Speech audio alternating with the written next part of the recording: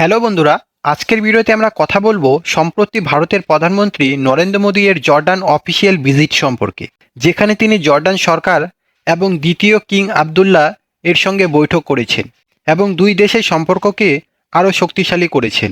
এই ভিজিটটি ছিল বহু মাথা ঘুরিয়ে দেওয়া ডিপ্লোম্যাটিক ইভেন্ট। চলুন শুরু করি।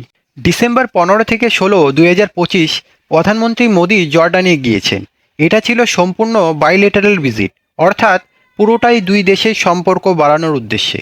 এই ঘটনা আরও স্পেশাল কারণ দীর্ঘ 37 বছর পর ভারতীয় প্রধানমন্ত্রী পূর্ণ অফিসিয়াল ভিজিট করেছেন জর্ডানে।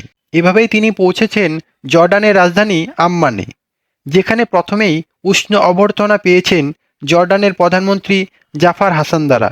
মোদি যখন পৌঁছলেন তাকে সেরিমোনিয়াল ওয়েলকাম দেওয়া হয়, যা খুবই গুরুত্বপূর্ণ ডিপ্লোম্যাটিক আভিজাত্যর অংশ। তারপর তিনি জর্ডানে ভারতের ডায়াসপোরা কমিউনিটির সঙ্গে দেখা করেন এবং তাদের সাথে সময় কাটান, যেখানে তিনি তাদের স্নেহ ও সমর্থনের জন্য কৃতজ্ঞতা জানান। এই ধরনের ইন্টারেকশন দুই দেশের মানুষের মধ্যে সম্পর্ককে ঘনিষ্ঠ করে।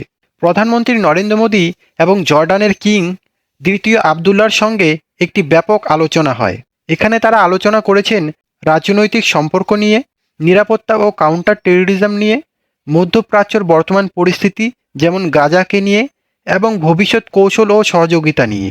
এমনকি তারা একসাথে টেরোরিজমের বিরুদ্ধে কঠোর সমর্থনও ব্যক্ত করেছিলেন।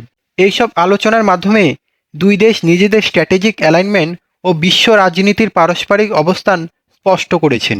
মোদি বলেছিলেন যে জর্ডানের অবস্থান খুবই গুরুত্বপূর্ণ, কারণ এটি আইমেক অর্থাৎ India Middle East Europe Economic করিডোরের একটি গুরুত্বপূর্ণ অংশ হতে পারে।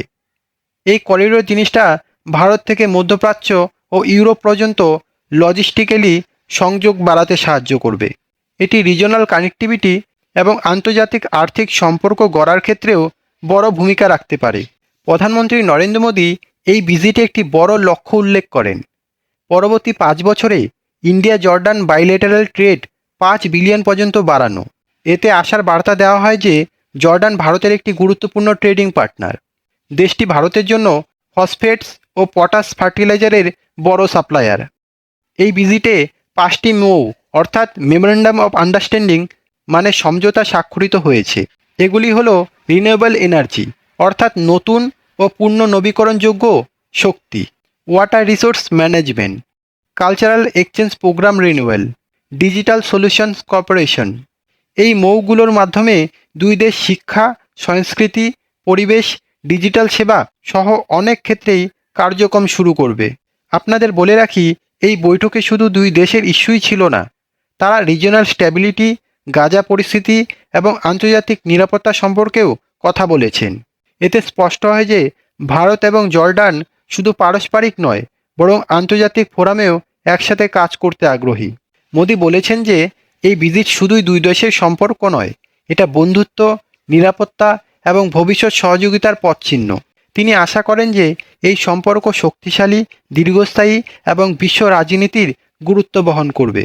বন্ধুরা, যদি একটু সংক্ষেপে বলি, মোদি জর্ডান ভিজিট করেছে 15-16 ডিসেম্বর 2025-এ, আর এটা প্রথম পূর্ণ বাইলেটারাল ভিজিট দীর্ঘ 37 বছর পর। তারা বহু গুরুত্বপূর্ণ মেমোরেন্ডাম অব আন্ডারস্ট্যান্ডিং অর্থাৎ সমঝোতা স্বাক্ষর করেছে। এর পাশাপাশি রিজনাল ইস্যু ও টেরোরিজম সম্পর্কেও আলোচনা হয়েছে। বন্ধুরা, ভিডিওটি তথ্যবহুল লাগলে লাইক, কমেন্ট এবং সাবস্ক্রাইব করতে ভুলো না। এমন জিওপলিটিক্যাল ভিডিও ভালো লাগলে চ্যানেলটি অবশ্যই সাবস্ক্রাইব করে রাখবে। ধন্যবাদ।